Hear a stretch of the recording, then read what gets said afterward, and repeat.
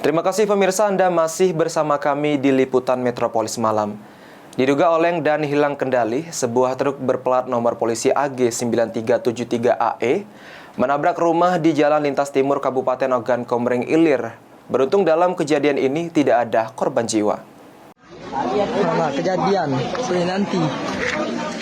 Kecelakaan terjadi di Jalan Lintas Timur Desa Serinanti, Kecamatan Pedamaran, Kabupaten Ogan Komering Ilir. Dalam kejadian ini, pengemudi dan satu penumpang truk mengalami luka-luka. Terlihat sementara sejumlah warga dan pengendara yang berada di lokasi mencoba melakukan evakuasi para korban. Kasat Lantas Polres Ogan Komering Ilir, AKP Joko Edi Santoso, saat dihubungi mengatakan truk bernomor polisi AG 9373AE yang dikemudikan oleh Hendika, 23 tahun itu, melaju dari arah Palembang menuju Lampung. Saat di lokasi, pengemudi mencoba menghindari kendaraan di depannya dengan membanting setir lalu hilang kendali hingga menghantam sebuah rumah di tepi Jalan Lintas Timur. Tidak ada korban jiwa dalam kejadian kecelakaan tersebut, sementara kondisi rumah yang ditabrak mengalami kerusakan dan kerugian ditaksir capai 5 juta rupiah. Novan Wijaya, PAL TV.